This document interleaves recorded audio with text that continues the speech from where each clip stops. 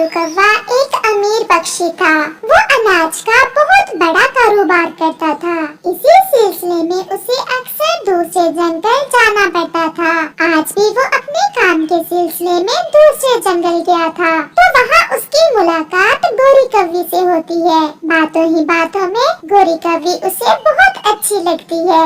वो उसे बिहाकर अपनी हवाई मोटर में बैठाकर साथ ले आता है। अरे कालू बेटा, ये तुम इतनी सुंदरी कौवी कहाँ से साथ ले आया? माँ, ये गोरी है। हम दोनों ने शादी कर ली है। अगर मैं आप पर रहता तो आप तो किसी घरेलू सी कौवी के साथ मेरी शादी करती।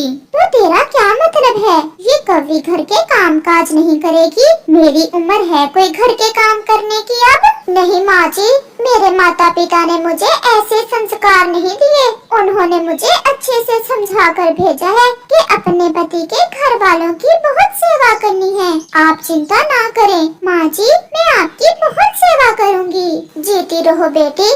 फिर तो तुम्हारा तल्लक किसी अच्छे घराने से है। और ये तूने गहने भी इतने ज्यादा पहने हुए हैं, लगता है तेरे मैके वाले भी बहुत अमीर हैं। जी माँ जी, और मेरी माँ ने मुझे समझा कर भेजा है कि जाते ही अपने सारे गहने उतार कर अपनी सासू माँ के हवाले कर देना।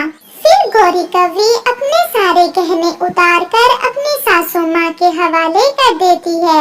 गोरी तो चंद लम्हों में ही अपनी सासू माँ का दिल जीत चुकी थी।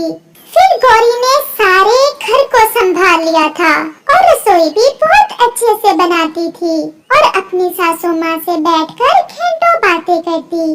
उसने अपनी सासू माँ को अपने पूरे एतमाद में ले लिया था।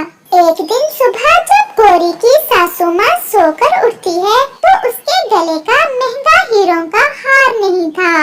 वो तो शोर मचा देती है। कालू, कालू बेटा जल्दी आओ। हाँ माँ, क्या हुआ है? क्या कोई डरावना सपना देखा है? नहीं बेटा, मेरा हार नहीं है मेरे गले में। फिर वहाँ गोरी भी आ जाती है। माँ, तुमने उतार कर कहीं रख लिया होगा। नहीं बेटा, तुम तो जानते हो मैंने वो हार कभी भी अपने गले से नहीं उतारा। वो हार तुम्हारे पिता ने मुझे तोहफे में दिया था, इसलिए मैं उस हार को हमेशा अपने गले में पहने रखती थी। माँ, ये भी तो हो सकता है आपने वो हार उतार के रखा हो और कोई चोर चुरा कर ले गया हो। नहीं बेटी, जब मैंने वो हार उतारा ही नहीं तो चोरी कैसे हो गया? हाँ माँ, मुझे याद आया, आप कल बाजार भी तो गई थी शॉपिंग करने। मुझे तो लगता है आपका हार वहीं किसी चोर ने उतार लिया होगा। आपको नहीं पता आजकल के चोरों का, चोरी करते समय पता ही नहीं लगने देते। हाँ बहू, शायद तुम ठीक ही कह रही हो।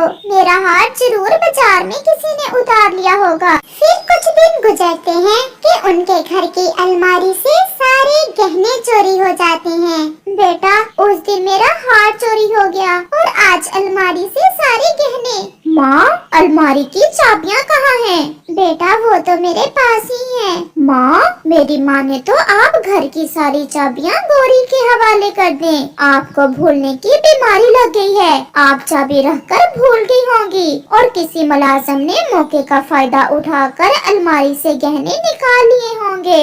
हाँ बेटा, तुम ठीक ही कह रहे हो। ये लो बहू, ये चाबियाँ तुम अपने पास रख लो। अब इस घर की सारी जिम्मेदारी तुम्हारे ऊपर है। आज तो गोरी अपने मकसद में कामयाब हो गई थी। असल में गोरी कौवी सारी ड्रामेबाजी कर रही थी। वो तो एक बड़े गैंग का हिस्सा थी और उनका तो मकसद ही ये था किसी अमीर पक्षी को जाल में फंसाकर उसे लूटना। फिर गोरी कौवी वो सारे अनाज की बोरियां जो कि कालू कौवे ने अपने कारोबार के सिलसिले में घर रखी हुई थी, वो सब भी चोरी करवा देती है। जब कालू कौवा घर आता है तो अपना अनाज चोरी हुआ देख बहुत परेशान हो जाता है।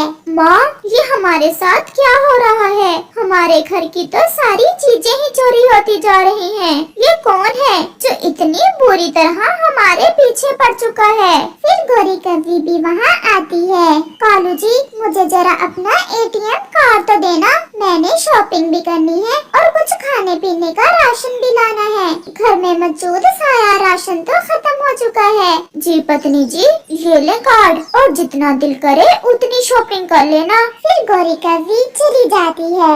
बेटा एक बात कहूँ, अगर तुम गुस्सा ना करो तो। हाँ माँ बोलो। बेटा मुझे तो तेरी पत्नी पर शक है। जिस दिन से वो आई है उसी दिन से हमारे घर में चोरियां हो रही हैं। हाँ माँ, मैंने तो इस बात पर गौर ही नहीं किया।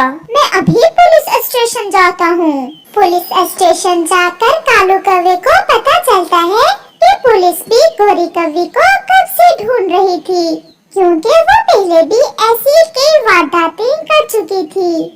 फिर पुलिस कालू के घर आकर गौरी कव्वी को गिरफ्तार करके ले जाती है।